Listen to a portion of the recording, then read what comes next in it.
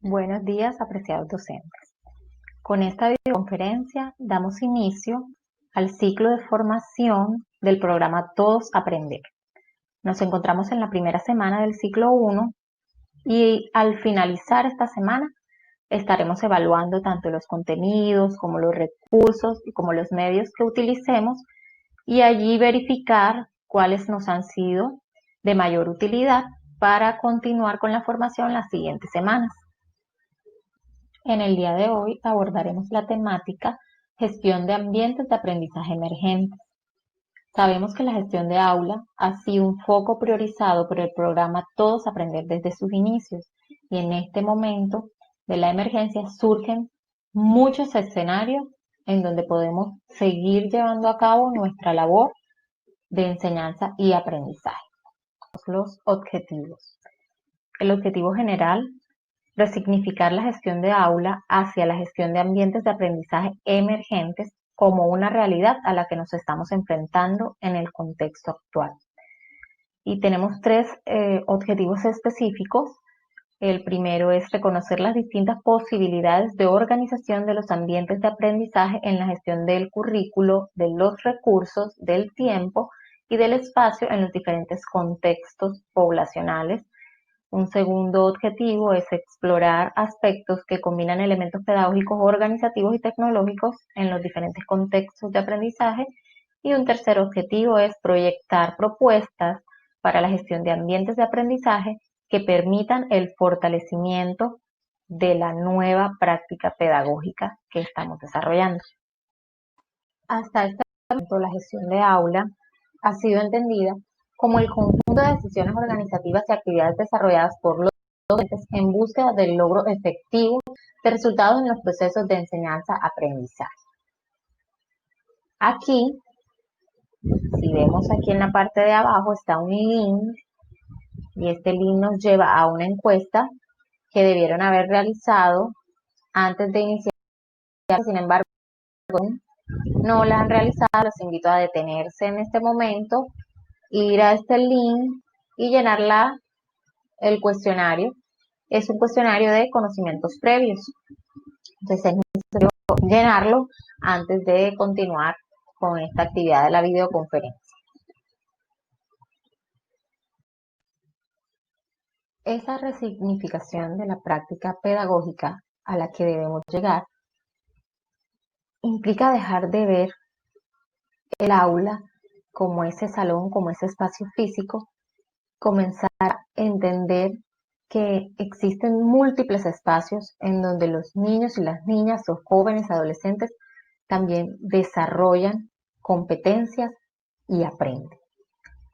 Es decir, configurar el aula hacia un nuevo escenario de aprendizaje.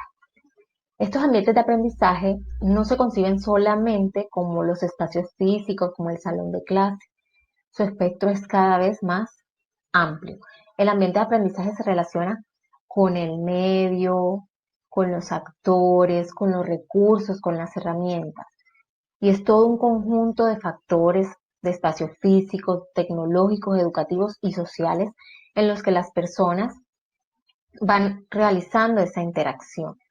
En este momento, en la situación actual, esos espacios están en los hogares, en la familia.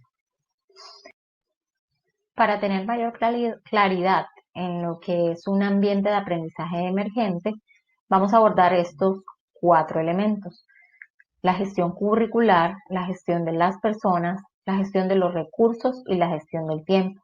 Agregaríamos también allí la gestión de la evaluación.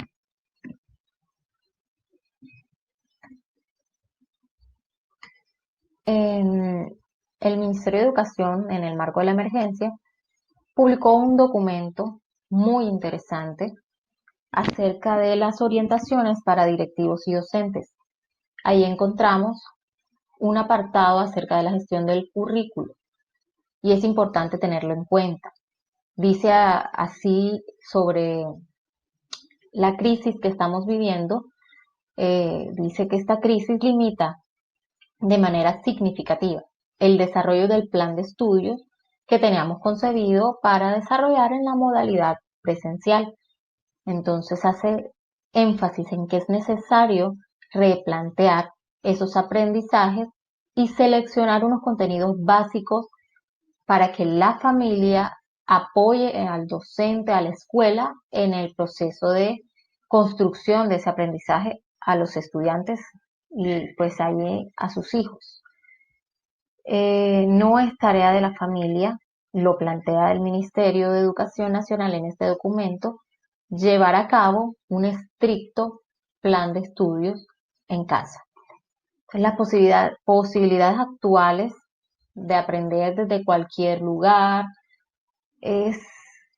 invitan a tener en cuenta que la idea de aprendizaje no es esa transmisión de conocimientos, sino que es una construcción personal, individual, que va haciendo cada sujeto con pues el apoyo del material que tenga a su alcance y de las herramientas. Y es allí donde entramos los docentes en la distancia a proporcionar esos materiales ricos que motiven al estudiante para continuar su proceso de aprendizaje en casa. Para la gestión del currículo debemos plantearnos unas preguntas claves que son las siguientes. ¿Qué deben continuar aprendiendo mis estudiantes? Teniendo en cuenta la situación actual y la dinámica de los hogares. ¿Qué es lo necesario?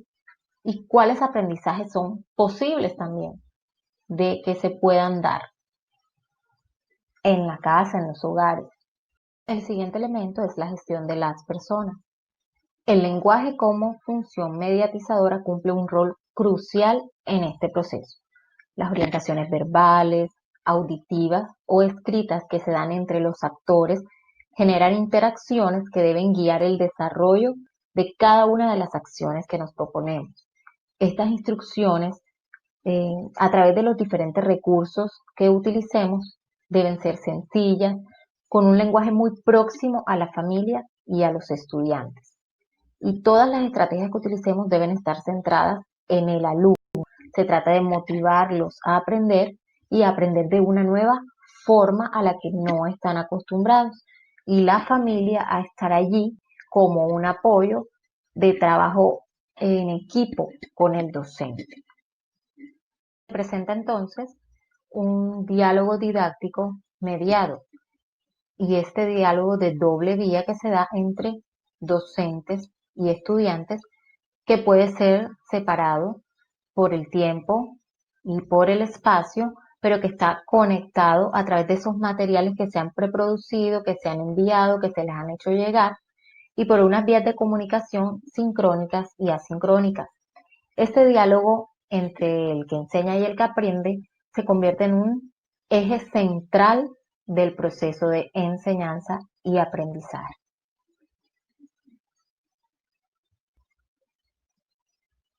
Encontramos el siguiente elemento, la gestión de los recursos,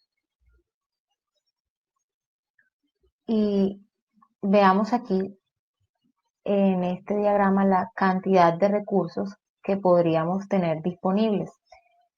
Aquí encontramos una definición de estos recursos. Son apoyos de carácter técnico que facilitan de forma directa la transmisión del saber y la comunicación, interacción, encaminados a la consecución de los objetivos de aprendizaje. García, 2001. Entonces encontramos aquí entre estos recursos, podemos tener recursos impresos, recursos de audio y video o ambos, recursos de internet síncrono, recursos de hardware y software informático, recursos de internet asincrónico.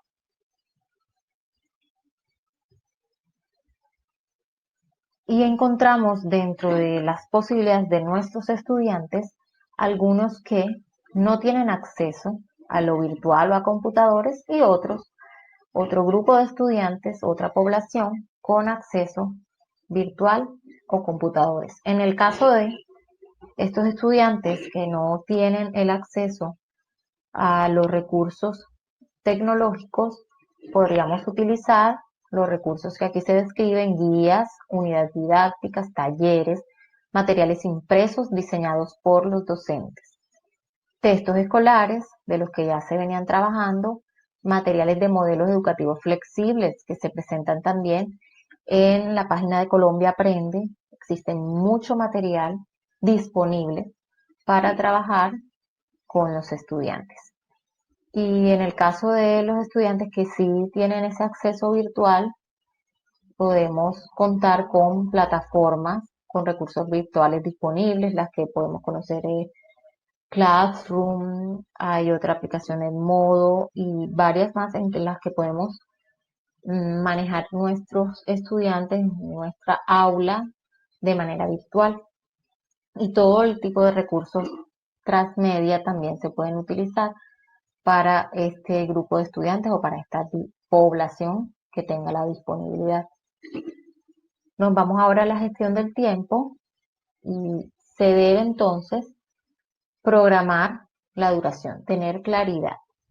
Si es una guía didáctica impresa, si es una información dada a través de alguna plataforma, se deben establecer esos tiempos en los que el estudiante debe llevar a cabo ciertas actividades y en qué momento del proceso se va a hacer esa realimentación. Eso debe estar claro. Entonces, una posibilidad de hacerlo claro es presentar un cronograma, hacer un calendario que incluya las fechas y los tiempos específicos.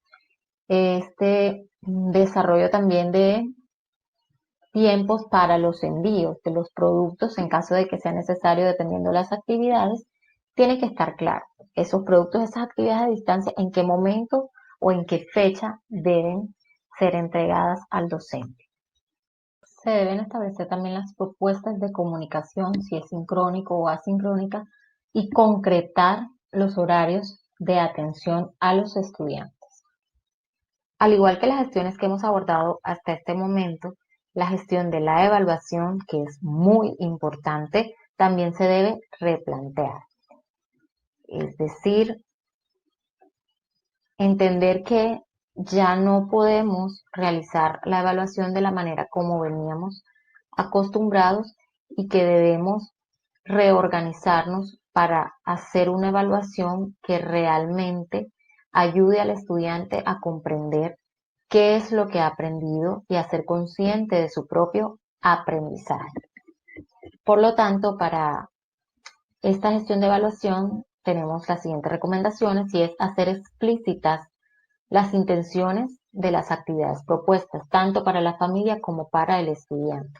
¿Qué queremos conseguir con cada una de las actividades que estamos planteando o que les estamos enviando?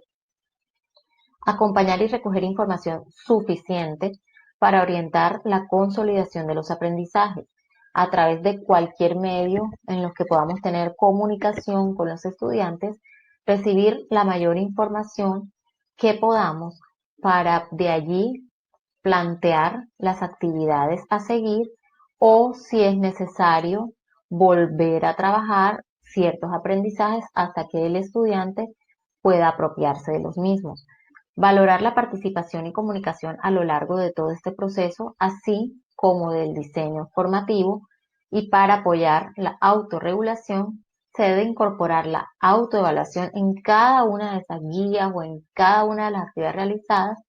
El estudiante debe hacer ese proceso de verificar qué es lo que ha aprendido, cómo lo ha aprendido, para qué le ha servido ese aprendizaje y también cómo lo puede llevar a utilizar en otro contexto. Aquí vemos en la imagen esta escalera de la metacognición. Es necesario apoyar a los estudiantes y fomentar ese proceso de metacognición. Y aquí tenemos las 4 preguntas a las que se debe responder en el momento de realizar este proceso.